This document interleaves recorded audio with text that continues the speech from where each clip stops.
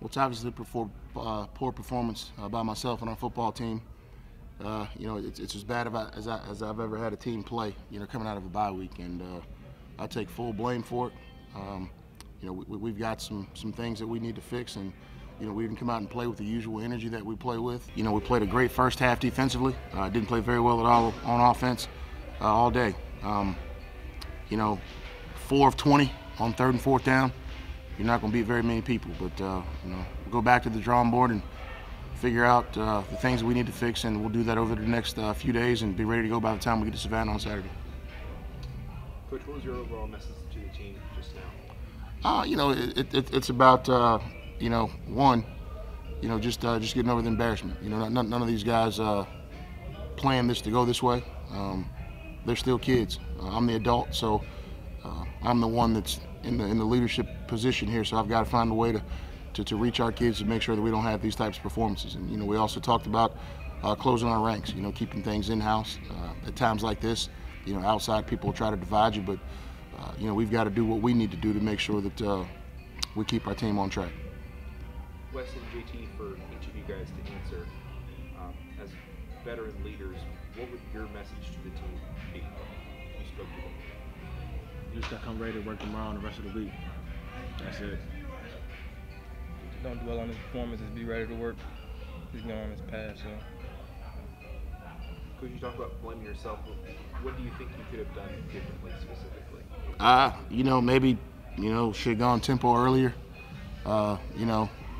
Whatever it is, with me being the head coach of this football team, I've got to find a way to make sure that we don't have lackluster performances like this. I thought, we had a great week of practice. Obviously, sometimes, you misgauge those things. I've got to get in here, tonight and watch the tape and figure out, we ran 80 plays and, only left with 300 yards. We've got to figure out a way to get more yardage on 1st and 2nd down so we're not in 3rd and long. Any football team that stays behind the chains is going to be very successful offensively. It did seem like the quarterback change was coming near the end of the 3rd quarter. What did you tell Pooty when you decided to go through that? Well, I think we need to let everybody know that Pooty's our quarterback. He struggled today, but some of his struggles have to do with other people struggling. He's out there trying to make plays, doing the best that he can. He didn't play great today. DeAndre came in and gave us a spark. I think that's, something that's great to know. But DeAndre still got a ways to go in his progression. In regards to that, and I told our team there, Pooty's our quarterback going forward, and he knows that he's in a situation where we do have a guy that we'll put into a game, and but people shouldn't read too much into the quarterback change. Wes, what do you think their D-line did and their front seven did that maybe you weren't expecting or that they were extra successful at? I don't know, just got to watch film. And JT, same sort of question for you, but on offensively, what did they do that you guys maybe weren't expecting? Nothing we weren't expecting. I watched the film and they did everything that we expected. So you just put it down to execution? Yeah, execution. Coach, are there any players that throughout this performance that maybe you were proud of with the way they held each other up and tried to support each other? Well, I don't think our team quit. I think we didn't play well at all. If we had laid down, it could have been 50 to nothing. The guys found a way to get some stops late and, found a way to get the ball in the end zone there at the end.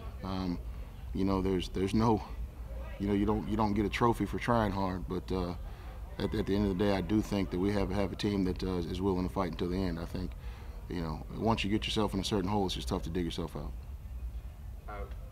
When you have this kind of performance for this 2nd straight game, it can be really easy to try to want to just throw everything away and start anew. But so, what's your game plan moving forward? Do you just want to stick with tinkering, or do you want to try to build something completely different? Well, we're gonna make adjustments on a weekly basis. Like we always do. We don't come out and do the same thing every week. Again, I can't tell you what happened. Other than the fact that we were bad on 1st and 2nd down on offense, and they started running the outside zone in the 3rd quarter, and we couldn't get it stopped. So we've got to figure out if it's a scheme issue, or if it's a personnel issue, or if it's something that we're just doing wrong as coaches. What do you think the biggest reason was that you guys couldn't find success rushing the ball? I don't know. It's tough to say. I don't know if it's some of the things that they did. I don't know if it's some of our personnel. It's just things that that you have to watch. And you look at it, we're pretty balanced. I mean, we're 41 rushes and 39 carries. You run the ball 41 times. You think you ought to have more than 130 yards. But we just gotta. I've got to do a better job of putting these guys in a situation to be more successful on offense. And JT and Wes asked you earlier what your message to the players was, but now what is your message to the fans, alumni, and the parents moving forward? We don't have a message for anybody outside of our program. The message that we want to send is that we're going to come back and we're going to play hard and we're going to be competitive next week. But the message that we send is to each other. We have a ton of respect for our fans and our alumni and everybody else. But this is an internal issue, and if we did have anything to say to them, it'd just be that we'll be better next week.